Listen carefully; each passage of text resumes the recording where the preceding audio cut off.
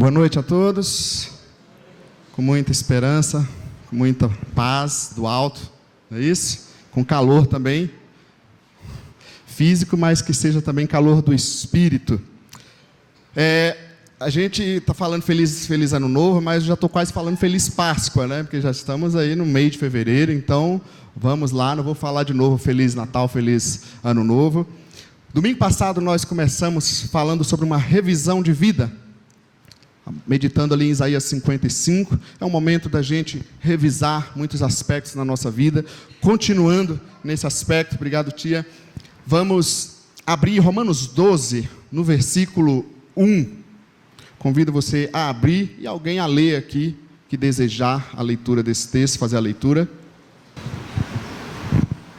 Encontraram? Sim ou não? Sim, Romanos 12, quem pode fazer a leitura para nós? Aqui, pode vir, por favor, vem aqui no microfone, Danilo. Apenas o versículo 1. Graça e paz, igreja. Romanos 12, 1. Rogo-vos, pois, irmãos, pela misericórdia de Deus, que apresentai o vosso corpo por sacrifício vivo, santo e agradável a Deus, que é o vosso culto racional. Amém?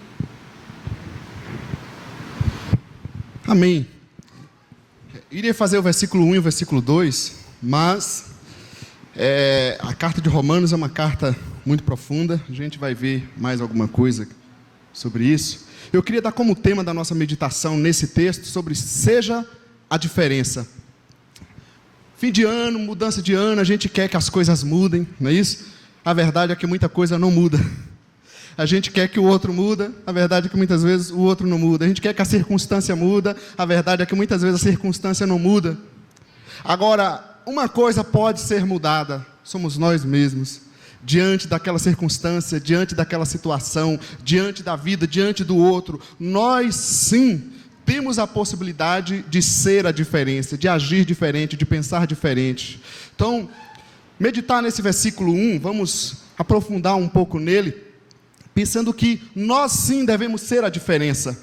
Essa carta, querido, carta de Romanos é uma carta doutrinária, talvez considerada aí por todos os teólogos, uma das mais profundas teologicamente que nós temos. Talvez por isso o apóstolo Paulo não conseguiu visitar a igreja no tempo de sua vida, ele só foi lá no final na prisão, mas ele não conseguiu acompanhar a igreja e estar ali junto com aquela comunidade, aquela região. Então ele traduziu o seu ensino tudo na carta aos Romanos. Talvez por isso é uma das cartas mais profundas teologicamente. Em vista disso eu estava meditando, a ideia era falar o versículo 1 e o versículo 2, mas seria muito superficial. Para ser bem sincero, nós já são 7h20, nós teremos algum tempo para meditar nesse versículo, e quando a gente quer aprofundar em algum texto, a gente precisa ir com tranquilidade, deixar Deus falar, olhar para a palavra de Deus, que ela é poderosa, é viva e eficaz, amém? Então, essa carta tão doutrinária, tão profunda, nós estamos aqui no capítulo 12, apóstolo Paulo escreveu 11 capítulos, do 1 a 11, falando de doutrina, de teoria da mais profunda possível, sobre o que é vida cristã, sobre o que Cristo fez, sobre o estado humano. Se você ler Romanos 1, do versículo 16 até o 30 mais ou menos, você vai ver o quadro da humanidade, do início ao fim, na história. Onde você pegar, lê Romanos 1, parece que foi escrito hoje, sobre a situação humana, do comportamento humano. É interessante demais, como é possível estar tudo dentro de uma carta. Só o capítulo 1 já seria demais para nós. Capítulo 23, versículo 23, vai estar mostrando essa situação humana de separado de Deus. Agora, ele chega aqui no capítulo 12, ele vem para a parte prática, depois de apresentar todo o seu ensino, toda a teoria, toda a doutrina cristã, ele não para ali, ele traz então a nossa prática, como deve ser a nossa vida cristã, com base em tudo que foi ensinado. Se a gente pode pensar então, como ser essa diferença, talvez é o que esse versículo é a nossa meditação nessa noite. Esse versículo nos traz, como eu posso ser essa diferença, Léo? Eu quero tentar agir diferente. vejamos as características que esse texto nos apresenta. A primeira delas é uma palavrinha muito conhecida: esforce. Com base no que eu estou pensando isso? Tem duas expressões, logo no início do versículo: rogo-vos, irmãos. O que é esse rogo, gente? Isso é um apelo baseado na autoridade apostólica de Paulo, mas também baseado em tudo que ele ensinou nos 11 capítulos anteriores. O apóstolo Paulo ensina tudo o que Cristo fez pela igreja.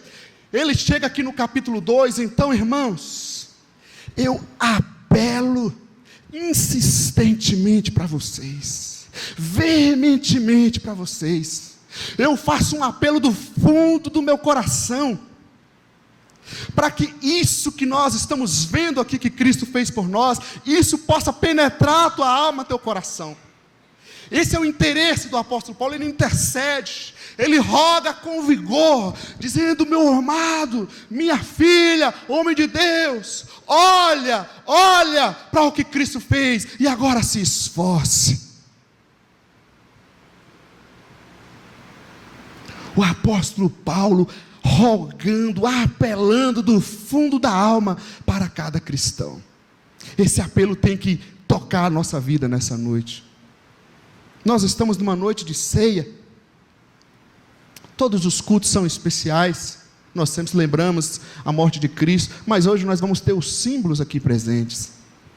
E ele diz assim: se eu pudesse abrir a mente de vocês, mas como eu não posso, eu quero apelar para vocês. Deixa o Espírito Santo abrir o entendimento, para vocês entenderem a grandiosidade da obra de Cristo por nós, o que é a salvação, o que é essa vida. Esse é o apelo do apóstolo Paulo. Rogo, ainda nesse rogo, ele está fazendo o quê? Que ele exclui qualquer desculpa de passividade da nossa parte. Ele diz: eu rogo para vocês, não venha me dizer que não dá tempo, que não pode, que não consegue. Não aceito nenhuma desculpa de vocês. Ele exclui qualquer possibilidade, qualquer desculpa que nós possamos dar, que seja representante da nossa passividade diante da obra de Cristo por nós. Ele diz: não, apague tudo isso é desculpa. Eu rogo para vocês. Infelizmente, parece que a gente vive aquele quadro do fui salvo, ok, né? Estou salvo, amém. Tem uns pelas suas doutrinas, outros acham que chegou, fui salvo, me converti, batizei, pronto, cheguei no pódio, alcancei a salvação. Como se o batismo fosse o início da caminhada cristã, o fim da caminhada cristã, e não o início. Não fui salvo, ok, fui salvo, agora sim eu vou começar a minha trajetória cristã. Agora sim eu vou começar a minha jornada cristã. Agora sim eu vou viver a minha vida, a minha carreira cristã. O rogo também, gente, nos mostra que santidade não é coisa que se recebe. Em alguns meios, a espiritualidade é muito manifestada, e isso não é uma crítica, é para a gente pensar no texto, deixar o texto falar conosco sobre a necessidade de se esforçar. A gente tem uma ideia muito forte de ir a um local, ir a uma determinada reunião e esperar que aconteça algo de cima para baixo, onde a pessoa diz: receba, faz, e alguns contemplam: recebo, e sai dali. Se não se esforçar, não vai adiantar. Quantas vezes você participou de retiros, ou de cultos, teve aquela experiência com Deus, ou na sua casa pessoal, aquele dia que Deus quebrantou o coração, fez o coração virar coração de neném, chorando que nem uma criança, mas chega no outro dia, parece que está tudo frio de novo, não é assim? Por que isso? Foi errada a experiência lá? Não. É que a santidade, a vida cristã, não é algo que eu recebo como um toque mágico, é algo que eu preciso me esforçar a cada dia. Por isso eu não estou, antes de você me criticar, achando que eu estou excluindo as experiências. A experiência, ela tem o seu lugar, mas ela nos motiva, ela não produz vida, ela não produz algo em nós. O que vai produzir em nós a disciplina é o meu esforço, A experiência não vai me fazer se tornar um leitor da palavra com mais eficiência. A experiência não vai me fazer ter uma disciplina de oração, de jejum. A experiência não vai me fazer evangelizar mais. A experiência vai mexer com o meu coração para dizer: acorda. Santidade não é algo que se recebe, é esforço da nossa parte. Então estamos nesse início de ano. O ano de 2016 foi difícil. Foi muito difícil para muitos brasileiros, ou para a nossa nação brasileira, para o mundo, para tantas pessoas, quem sabe individualmente, para você. E Deus te traz esse recado nessa noite: esforce. Quem sabe você diz: eu vou entregar os pontos, não aguento mais. E a palavra de Deus vem e diz para nós: esforce. Cristo fez tudo por você, Ele venceu o mundo, Ele venceu a tribulação. Então agora, esforce, homem de Deus, esforce, mulher. Não deixa o desânimo tomar conta, não deixa a falta de esperança, não deixa a tribulação, não deixa as circunstâncias ao redor. Tenha esforço, é necessário esse esforço de nossa parte. Amém? Ainda é interessante que o apóstolo não diz apenas rogo-vos. Ele vem e fala: rogo-vos, irmãos. Ele não diz assim: eu rogo a vocês, eu, o santo, o grande, o semideus, arcanjo, querubim. Ele diz: irmãos. Apóstolo Paulo, ele diz: olha, nós como irmãos, ele se iguala à vida cristã. Aprendizado isso aqui para nós, queridos. Só nessa palavrinha é a humildade que nos falta.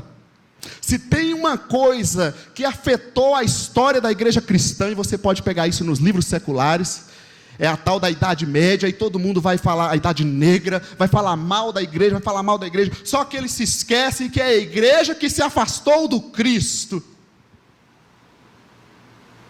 Se tem uma coisa que corrompeu a igreja na sua história, foi o poder, foi o status.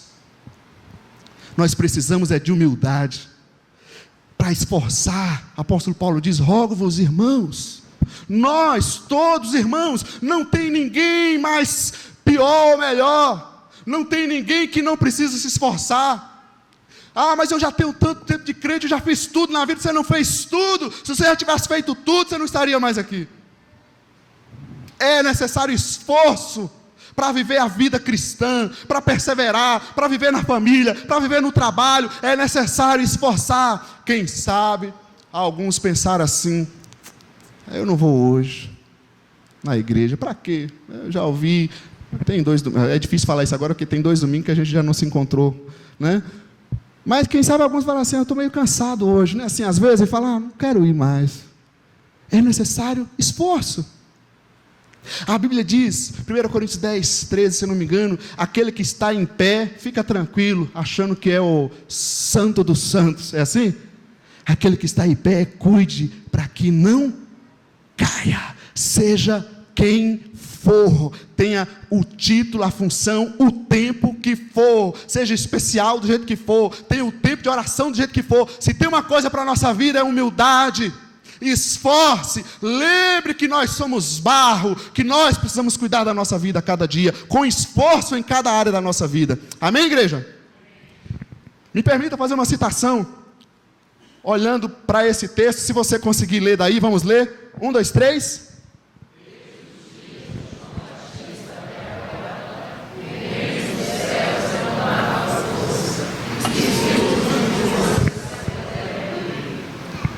Quer viver, quer entrar no reino dos céus?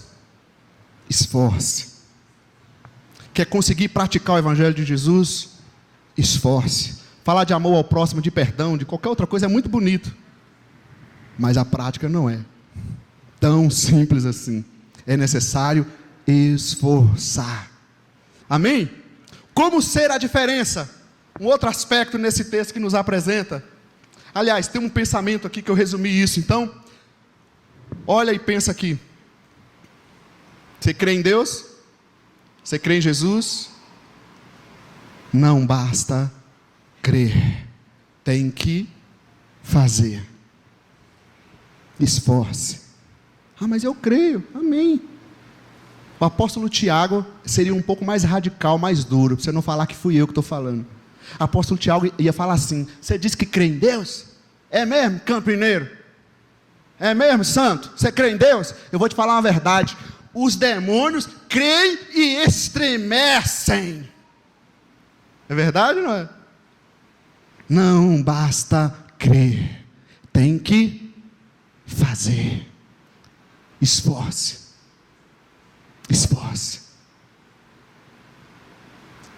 Não existe na igreja cristã espectadores, pessoas que dizem eu creio em Deus. Você perguntar na sociedade aí fora, todo mundo vai falar que crê em Deus. Agora sim, um outro aspecto que nós temos, para sermos a diferença, saiba qual é a causa. Que causa que nos motiva para que a gente vá se esforçar? Que causa que nos motiva para que a gente faça isso ou aquilo? O apóstolo Paulo usa duas expressões aqui também, que parece simples, mas ela tem uma profundidade da sua teologia aqui nesse texto. Ele fala o pois e o pelas misericórdias. O pois, ele está fazendo uma referência a todo o capítulo anterior, a todos os capítulos anteriores. Ele acaba de ensinar, irmãos, que nós estávamos perdidos sem Deus, mas que Deus teve a sua compaixão pelas nossas vidas, enviou Jesus Cristo para nos salvar. Deus não olhou para os nossos pecados, Ele teve misericórdia de nós, Ele agiu para nos restaurar, colocou o Espírito Santo em nós, para que nós possamos viver pelo Espírito Santo, e dessa forma termos uma vida vitoriosa de fé. Ele acaba de ensinar essas coisas, ele vem e fala, portanto, pois, isso é a causa. Essa é a causa que vai te motivar, que vai te fazer conseguir esforçar. Pessoas que não tiverem essa causa, sendo o norte da sua vida, uma hora ou outra, ela vai parar no caminho. Sabe o que me impressiona? Pessoas humanistas, que fazem o bem ao próximo, aqueles ateus, que ele acredita no ser humano, como um ser que vai morrer, que vai acabar, ele não tem nada de espiritualidade, mas o humanista mesmo, ateu, ele acredita, ele tem uma causa, ele acredita no ser humano, que o ser humano é um ser mais inteligente, e ele faz algo pelo ser humano. Mas não é impressionante que nós, além de acreditarmos no ser humano, que ele é um ser tão inteligente, nós sabemos que esse ser humano tem um Espírito de Deus, tem um Espírito eterno, que esse ser humano não vai ficar nessa terra, que ele vai viver eternamente. Como que eu e você, crendo em todo esse recado de Deus, em toda essa mensagem cristã, não iremos nos esforçar para viver uma vida diferente para nós e para o outro? Essa é a causa. Se não tivermos uma causa, você vai parar. O apóstolo Paulo diz, olha, essa é a causa para vocês praticarem. Se você achar que não vale a pena lutar pelo casamento, você vai lutar? Se você achar que não vale a pena ficar naquele emprego, você vai trabalhar bem? Etc. Só para entendermos. Mais um aspecto então, o pois, nos mostra que eu preciso saber a razão para não ser escravo do padrão. É verdade que todos nós seres humanos somos influenciáveis, estamos aprendendo. Você está num grupo, você acaba pegando aquele jeitão, você está no outro grupo, você pega aquele jeitão. No entanto, gente, o Evangelho de Jesus não nos chama para sermos marionetes sociais, ou religiosos, ou qualquer outra coisa. Eu tenho que saber por que eu estou, ou devo fazer isso. Saiba qual é a razão, saiba qual é a causa. Por que eu tenho que fazer isso? Pessoas no mundo, na vida mundana, né, da sociedade sem Deus, elas estão nos grupos. Se você está num determinado grupo, é mais normal isso aparecer, mas não são só eles. Isso é mais normal aparecer na nossa adolescência, né? Mas todos nós, mesmo adultos, vamos adquirindo essas coisas. Você vê lá uma moda, aquela roupa que entrou agora, ou um novo celular, e é normal nascer em você um desejo. Muitas vezes a gente não tem nem o dinheiro para comprar aquele negócio, mas você quer. Muitas vezes aquela moda nem é tão bíblica, nem é tão decente assim, mas nos atrai. E você vai no padrão. É preciso ter uma causa, ter uma razão para não seguir o padrão. Mas isso também pode acontecer dentro da igreja. A pessoa se converte para Jesus, aí ele se junta a um determinado grupo, e aí o grupo diz assim: você não pode vestir isso, não pode fazer aquilo, não pode não sei o que, não pode. Ok, só que ele não sabe nem por que não pode, simplesmente ele passa a seguir um padrão. Apóstolo Paulo diz: sabe qual é a causa? Portanto, pois, lembra, olha para toda doutrina, para todo ensino, para que você seja um ser pensante e saiba o que você está fazendo. Não siga modismos, saiba o que você está fazendo. Amém, gente? Continuando, o pois aí nos mostra a relação bíblica do ensino, comportamento, ensinamento, comportamento, teoria, prática. Não existe na Bíblia, não existe no Evangelho de Jesus a questão apenas de você aprender e isso não torna nada. Por isso que o crer em Deus e não fazer não tem relação com a palavra de Deus. Pois nos traz a pensar aquilo que eu tenho aprendido do Senhor, aquilo que eu tenho vivido no Senhor. Como eu consegui colocar isso na minha prática de vida? Na minha vida profissional, na minha vida como estudante, na minha vida familiar, na minha vida como igreja. Senão nós seremos recém-nascidos sem amamentação, sem cuidado. Parece que há muitos cristãos assim, recém-nascidos, nasceu, mas não está crescendo na fé. O Evangelho, ele nos traz uma relação profunda de ensino, aprendizado e prática. Ensinamento tem a ver com comportamento. O apóstolo Paulo falou 11 capítulos do seu ensino, mas ele chegou no 12, ele não parou no 11 e diz: então, pois, portanto, esse é o nosso caminho, é isso que nós devemos fazer. Continuando. Esse ensino, esse evangelho, não é um conhecimento, que aí você vai dizer: então agora eu conheço tudo, agora eu sou um cabeção, sou o cara mais inteligente, sei tudo de Bíblia. A Bíblia fala que o conhecimento ensoberbece, mas o amor edifica, 1 Coríntios 8. O ensino que a palavra está dizendo aqui, não é um ensino de conhecimento apenas, mas um conhecimento que é o poder para nos transformar. Estou me lembrando de Romanos 1,16, o Evangelho é poder de Deus para transformar todo aquele que crê. Esse é o poder de Deus para a salvação das nossas vidas.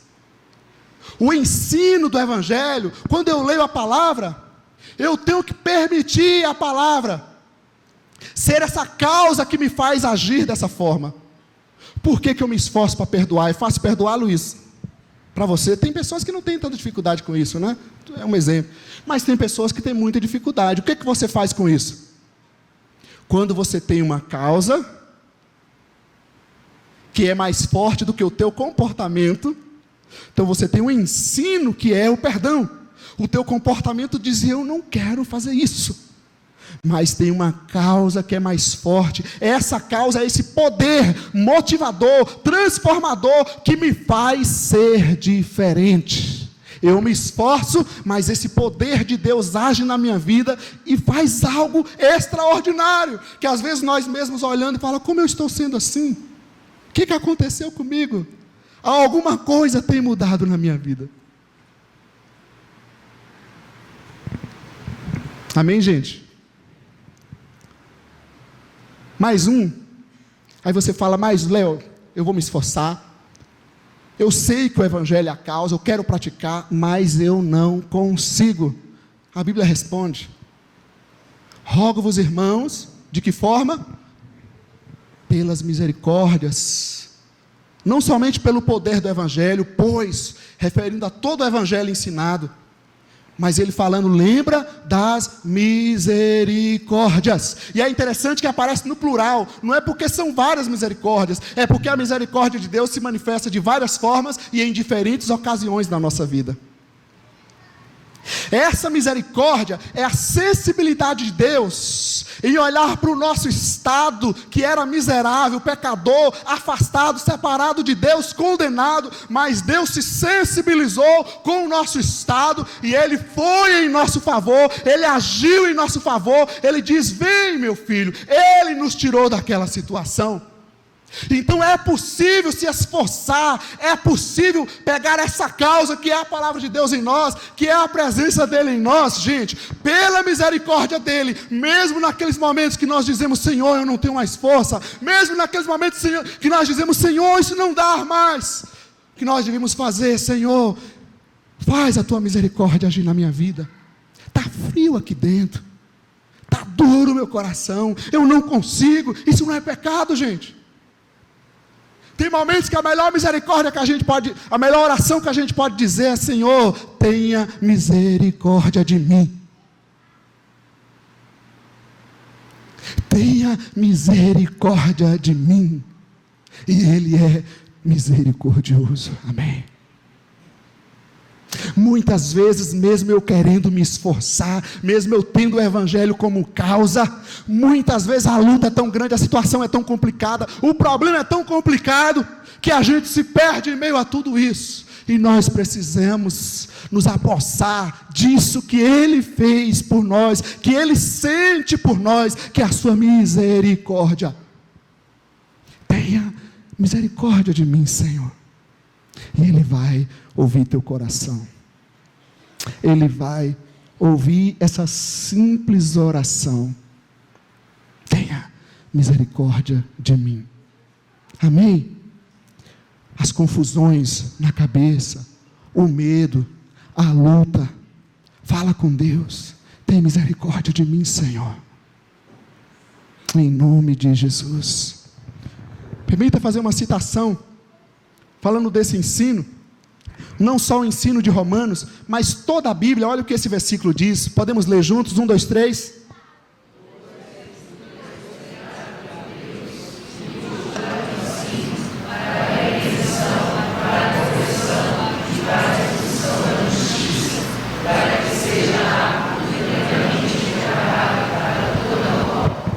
Está aí no texto, hein? Toda a escritura é inspirada por Deus, útil para quê? Ela é o nosso ensino. Quer aprender?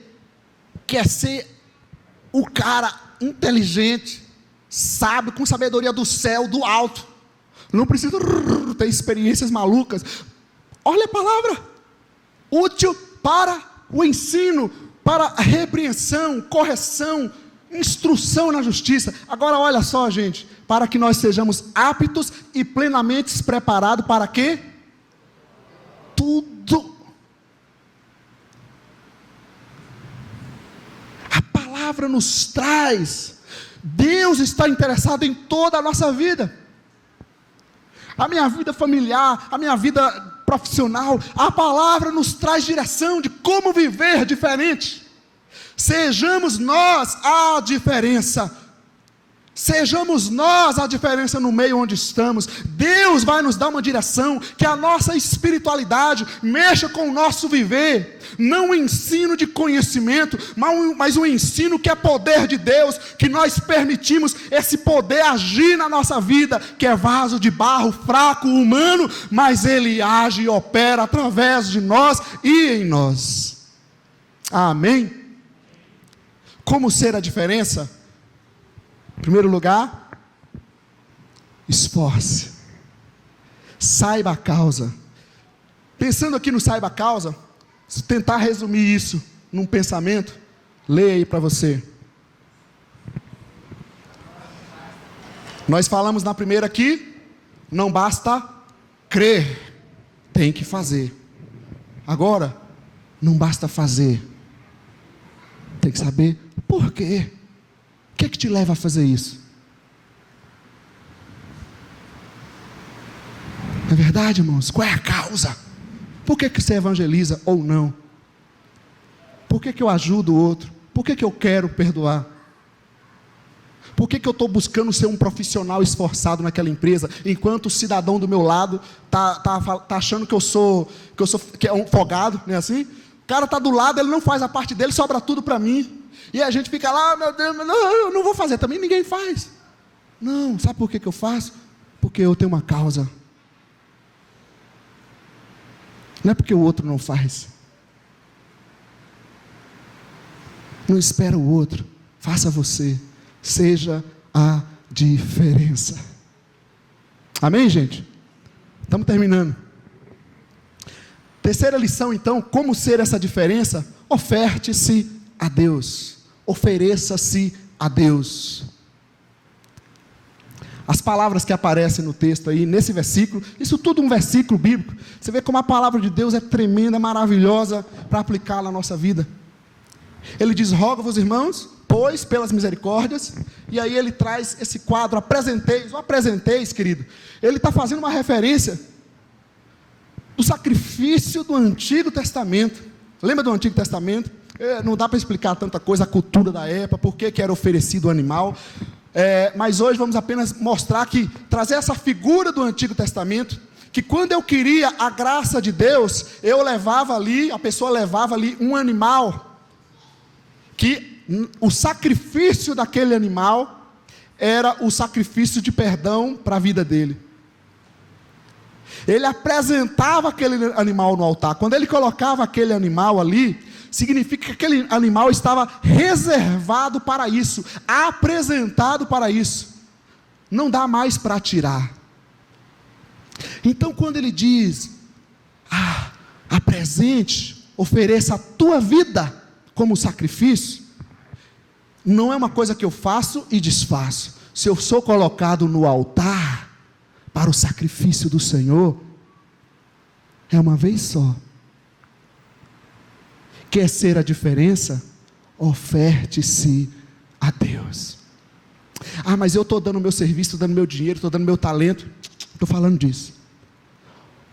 Tua vida. O texto nos fala que nós devemos apresentar um corpo vivo. Não é o outro, não é o animal, não é o que o outro deve fazer. Não é morto. Tem gente que está esperando morrer para fazer alguma coisa para Deus. Quando tiver tudo bom, quando eu estiver bem santo, aí eu vou para a igreja. Tem gente que pensa assim. Ofereça-se ao Senhor a tua vida. Como que a minha vida pode estar sendo oferecida para Deus? Contribuir, cantar, servir, tudo isso faz parte? Faz. Mas se tudo isso que nós fazemos, a nossa vida não estar de fato na mão do Senhor, há vários textos bíblicos, gente, que mostram que esse sacrifício não é aceito. Jesus, por exemplo, nos evangelhos, ele questionou os judeus que traziam lá o dízimo da erva, do não sei o que, traziam os dízimos deles, mas eles não tinham uma vida de dízimo, de oferta na presença do Senhor. E Jesus fala, para que vocês estão fazendo isso? Há um outro texto que ele fala assim, você vai levar a tua oferta ao Senhor, e aqui a oferta não só o financeiro, mas esse ato de se oferecer a Deus, ele fala o quê? Primeiro, o que você deve fazer? Deixa ela lá, vai lá, conserta com teu irmão, depois você vai oferecer, para ter valor para Deus, nesse sacrifício. Ofereça-se ao Senhor. Eu sou o sacrifício, eu sou a oferta viva do Senhor, não é o outro, gente, não é a coisa que eu faço, olha isso aqui eu estou fazendo, então eu estou fazendo o meu sacrifício para Deus, é a minha vida, é o meu tempo, são as minhas palavras, são os meus pensamentos, as minhas atitudes, amém? Ainda mais, esse sacrifício é vivo, mas ele também é santo. Santo no sentido de ser separado, não é de Deus e não é do mundo, não é o tipo crente Raimundo, pé na igreja, pé no mundo, até rima, né? Não, é uma definição, ou é de Deus ou não é, ou é do jeito de Deus ou não é, a escolha é minha, ou eu me ofereço ou não. Lá no Antigo Testamento ele oferecia um animal, aqui eu estou oferecendo a minha vida, não é ninguém que está me forçando, não é ninguém que está me iludindo a fazer isso, eu decido me oferecer ao Senhor, somente assim eu poderei ser esse sacrifício vivo nas mãos do Senhor, santo, de separado, mas não somente separado, mas o animal no Antigo Testamento também ele era sem defeito, Quando eles pegavam um animalzinho lá que estava com defeito, eles não ofereciam ao Senhor. Sabe qual é o ensino disso? Não se dê pela metade ao Senhor. Não seja meia boca. A palavra diz que de Deus não se zomba. Errou? Ah, mas eu errei. Amém. Vai buscar a misericórdia do Senhor. Mas seja íntegro na sua oferta ao Senhor. Deus, olha a minha situação. Seja sincero, santo, separado. Eu quero ser teu, Deus. Amém, gente? Santo, sacrifício vivo, santo, agradável. Por que agradável? Porque quando ia fazer o sacrifício lá no Antigo Testamento, o sacrifício do animal cheirava muito mal. Então os sacerdotes colocavam ali o incenso para dar uma amenizada naquilo, para ficar mais agradável. E como é que a minha vida pode ser essa oferta a Deus, viva, santa, né, separada, mas também agradável? É um viver de obediência a cada dia. Interessante que Deus não está olhando só para o que eu faço, só para as coisas que eu estou oferecendo. Ele está também interessado na qualidade, na excelência, na integridade daquilo que eu estou vivendo na presença dEle. Ele conhece o coração. As pessoas veem a nossa aparência, mas Deus vê o nosso coração. Ele sabe. Ele sabe o que é sinceridade e o que não é. Ele sabe o que é picuinha da nossa parte e o que não é. Ele conhece o nosso coração. Tenhamos uma vida agradável na presença do Senhor. Ofereça-se. Ofereça-se ao Senhor. E deixa Ele trabalhar em cada aspecto. Ofereça a tua família. Ofereça o teu trabalho. Ofereça a tua vida como um todo. E deixa Deus trabalhar nisso. Continuando. Sacrifício vivo, santo, agradável. E esse é o vosso culto racional. A palavra culto é a ideia de serviço. Cultuar é servir. Eles iam lá e levavam o animal oferecido a Deus. Então eu quero cultuar a Deus. Sirva. Como? Com tua vida. Como que é servir? Perdoar é servir. Praticar o evangelho é servir. Não é só fazer coisas, mas é viver esse evangelho. Deixar que ele seja a causa norteadora na nossa vida. Que ele seja a causa na nossa vida, que nos direciona. Não essa sociedade, não os pensamentos do mundo, não os caminhos do mundo. O evangelho é que me norteia. E aí ele diz então que esse culto deve ser racional. No Antigo Testamento, todos aqueles rituais era algo exterior, era algo externo. E aqui tem um grande problema para nós, gente, que é muito fácil, preste atenção, é muito fácil confundir presença de Deus com histeria. É muito fácil confundir presença de Deus com fama. Você chega num lugar, está lotado, aí você fala, Deus está agindo aqui, aleluia, não é assim? E muitas vezes não está. Se você olhar bem na Bíblia, nas multidões, era onde bem Jesus pouco estava. Aliás, quando Jesus chamou a multidão no canto, a multidão que estava lá festejando os milagres dele, o que aconteceu? Um por um, foi saindo, só ficou os discípulos. E Jesus ainda chegou, vocês também não querem ir? Deus nos chama para oferecer a nossa vida ao Senhor. Isso é conversão, isso é vida cristã. Não o ritual, não é que está errado levantar a mão, orar, não, cada pessoa tem seu jeito, mas se esse ato externo, ele não representa, ele não fala aquilo que está acontecendo dentro de nós, isso não tem valor. Se a gente pode ilustrar isso, se você se lembrar do texto da mulher samaritana, vamos ler lá para a gente acordar, 1, 2, 3.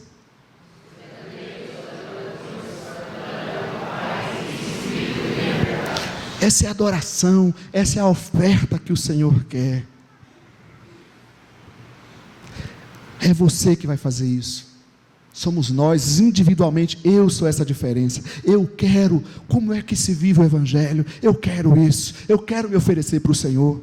Como é que eu devo me esforçar? Qual é a causa? O que eu devo fazer? Eu quero fazer isso. Isso tem que partir do teu coração. O ensino que nos é apresentado, gente, se eu pode chamar que vem à frente, vem todo mundo, eu me entrego. Isso tem que estar aqui dentro.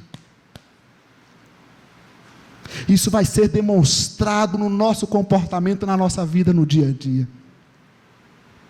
Então eu posso resumir isso num pensamento. Olha lá para você. Primeiro nós dizemos que não basta crer, tem que fazer. Depois nós dissemos que não basta fazer, tem que saber porquê. Por último, não basta saber porquê. Tem muita gente ensinando a gente a fazer. Ensinando a gente a falar assim, ensinando a gente a fazer assim, ensinando a gente não sei o quê. A palavra está perguntando, quem é que vai se oferecer? Quem é que vai ir lá e perdoar? Falar de perdão é bonito, vai lá e perdoe. Falar de evangelizar as nações é bonito, vai lá e evangelize. Falar de contribuir, de ajudar o próximo é bonito, vamos lá fazer. É isso que está dizendo para nós. Não basta saber porquê, não basta crer. Tem que se oferecer. Discípulo é aquele que se oferece ao Senhor. Não, mas eu entreguei minha vida a Jesus, participo da igreja tal, estou lá, não sei o quê. Nós não estamos falando disso. Nós estamos falando de ser a diferença daquele que se oferece nas mãos de Deus. Tua vida tem que ser um sacrifício vivo ao Senhor. E Deus vai te dizer os passos a cada dia, na vida prática, mas também na vida comunitária. A decisão é nossa. Queremos ser a diferença? Eu sempre falo que quando às vezes a gente reúne com os líderes, ou aquelas pessoas que estão fazendo algo na igreja, e às vezes vão cansando, que é normal, e às vezes olha para o outro que não está fazendo, para o outro que deixou, para o outro que não sei o quê. Eu costumo dizer, queridos, a gente não pode mudar o outro. Quem tem a missão, faz. Se o Evangelho mexeu com a minha vida, é por isso que eu me ofereço a Deus, não é por causa de religião. Se o Evangelho mexeu com a minha vida, Jesus mudou a minha vida, é por isso que eu vou enfrentar essa luta. Não é porque eu sou forte, sou melhor do que ninguém, é porque tem uma causa, algo muito mais forte na minha vida. Se o Evangelho mexeu com a minha vida, é por isso que eu vou ser uma pessoa diferente na sociedade. Eu não vou seguir o padrão, vão me chamar de careta do que for, não me importa. Se o Evangelho mexeu com a minha vida, eu sou um homem, sou macho, mas eu sou fiel à minha esposa.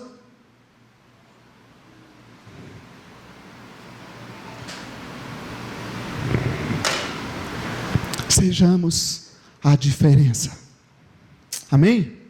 Quero passar um vídeo que eu acho que ele representa um pouco do que é esforço, a causa e essa oferta que nós devemos nos dar ao Senhor. Paga um pouco da luz.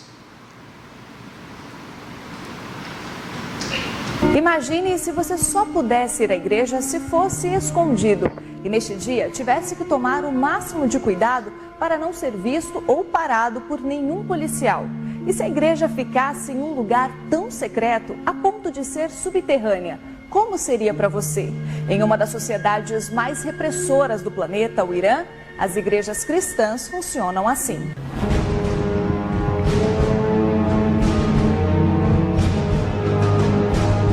Essa mulher diz não saber explicar a paz que sente no coração sobre Jesus.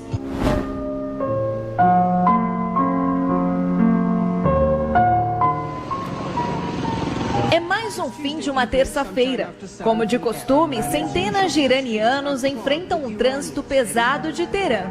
Enquanto alguns retornam para casa, os homens dirigindo este carro estão dispostos a esperar o quanto for preciso.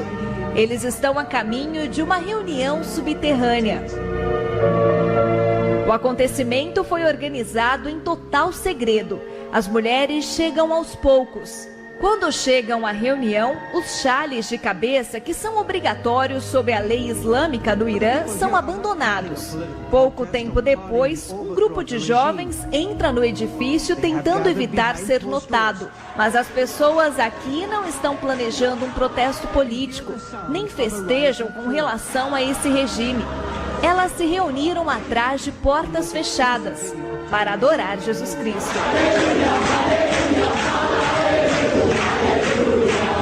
Este vídeo foi gravado por uma emissora americana. Por motivo de segurança, os rostos não podem ser identificados. As próximas horas são gastas louvando e adorando a Deus. Isso pode parecer comum a muitos cristãos, mas no Irã, tal reunião é totalmente ilegal. Isso porque a maioria das pessoas neste lugar se converteram do islamismo para o cristianismo. E num país governado pela lei islâmica, cuja população é 99% muçulmana, essa conversão pode resultar em pena de morte. Essa mulher diz não estar assustada com a penalidade. Se fosse pela própria força, naturalmente estaria. Mas agora tem o Espírito Santo dentro de si, e é ele quem a sustenta para não ter medo. Ela tem 23 anos e foi uma muçulmana devota que se converteu há 5 anos. Hoje, ela calmamente compartilha o Evangelho nas universidades do Teherã. Compartilhar o Evangelho não é nada fácil, ela diz. É preciso ter muito cuidado. Porém, no dia a dia, encontra tantos estudantes famintos para crer em algo que o anseio é falar de Jesus para eles. Essas pessoas estão insatisfeitas com o Islã. As restrições sentem que a religião quer condená-los. Mesquitas que frequentemente eram cheias antes da Revolução, hoje em dia estão bem mais vazias. Dos 77 milhões de iranianos, somente 1% da população está convertida.